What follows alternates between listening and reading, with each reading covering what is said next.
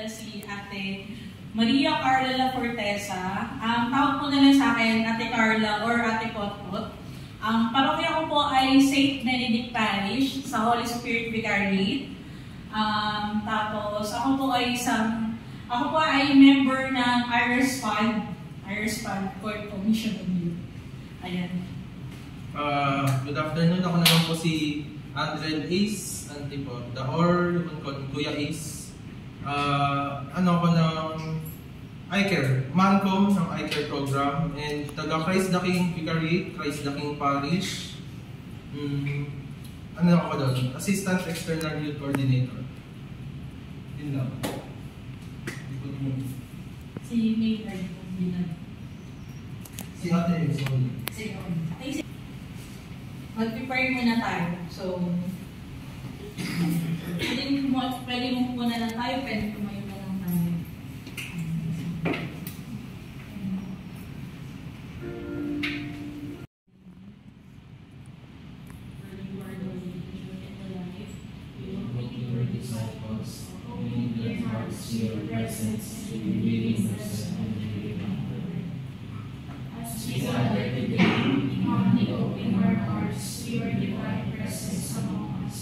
Listen to our stories, to understand our doubts, and fill our hearts with your boundless love. Lord, we come together to listen to the voices of our youth, to behold the young with eyes of compassion and understanding, and to share the stories of your transformative works in our ministries. Grant us the wisdom to hear their hopes and dreams, the patience to understand their challenges, and courage to empower them in their faith journey. May your love surround us in this moment, Lord Jesus. Let your love unite us in fellowship, soften our hearts to one another, and inspire us to reflect your compassion and mercy. May your presence be tangible in our midst as we seek to deepen our relationship with you and one another. We ask for your blessing upon this gathering and upon all of our present here.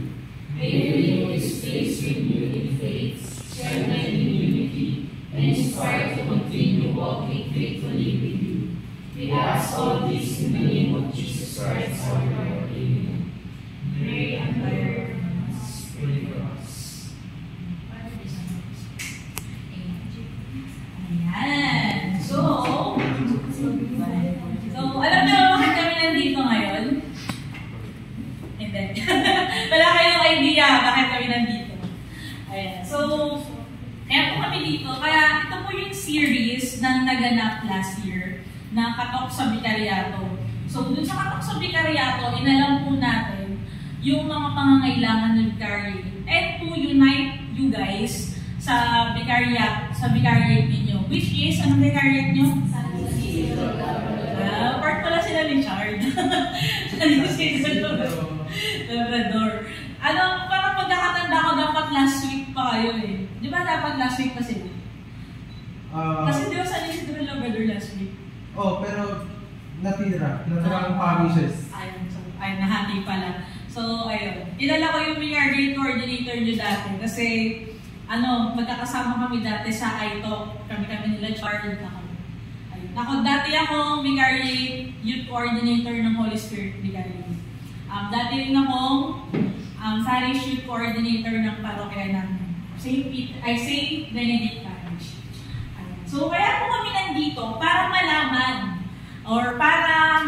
kung ano yung pangangailangan ng inyong parokya. Siyempre, marinig yung boses ninyo. Kayo mga kabata. Sabi nga ni Pope Francis, to be credible to young people, there are times when she needs to regain her humility and sacrifice. Listen, lest to recognizing that what others have to say can provide some light to help her better understanding the gospel. So, nandito po kami para mas makinig po sa inyo at lalong-lalo na kung malaman po namin kung ano po yung pangangailangan ng inyong parokya in terms of sa youth ministry. Ayan. So, okay ba kayo doon? Ayan. So, unang tanong, sino dito yung medyo matagal na sa youth ministry?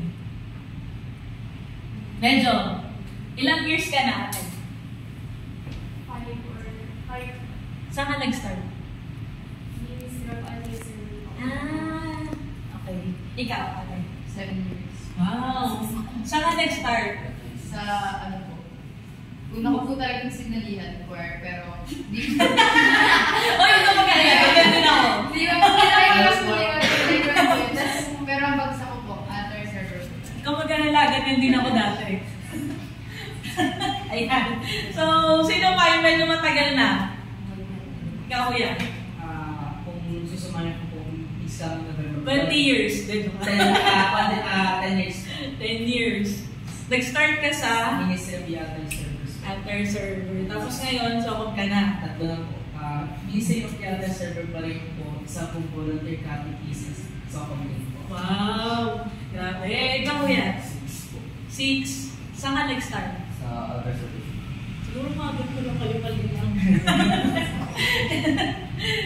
Grabe. Puro mga altar server. So, sino dito yung mga altar server? Ayun.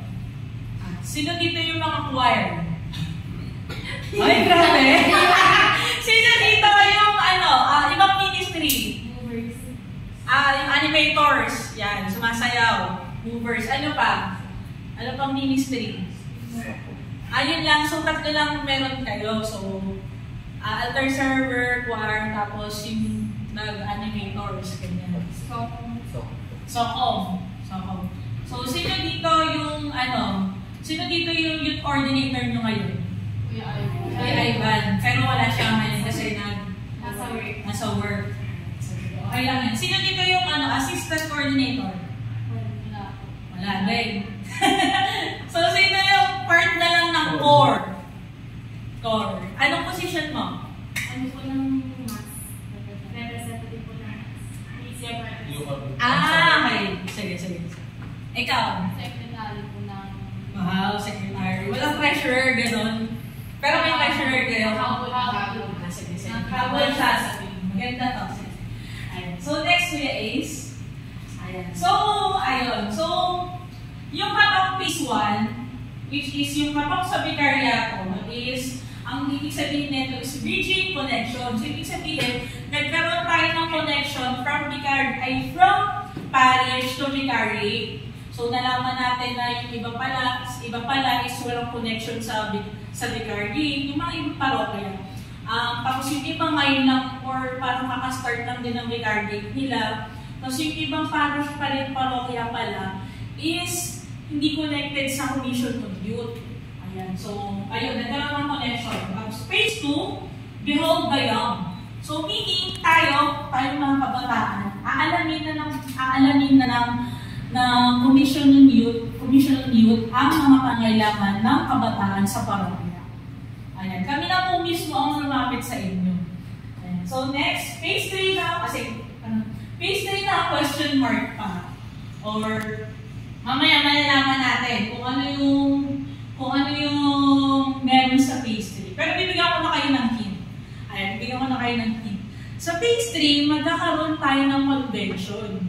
Diocesan convention. So, lahat tayo ng kabataan or lahat ng invited na kabataan is a-attend dun sa convention na yun sa Commission on Youth. Gusto nyo ba yun? Yes. Ayan. So, syempre ngayon, alamin natin ngayon kung ano yung mga pangangailangan.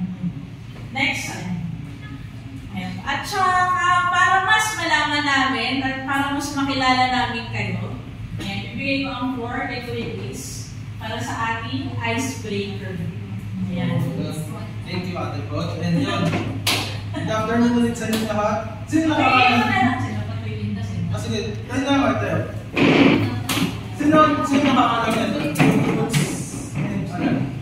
Alam na. Tapos paikutin mo na lang sila. Para... I-tabi tayo muna natin mo.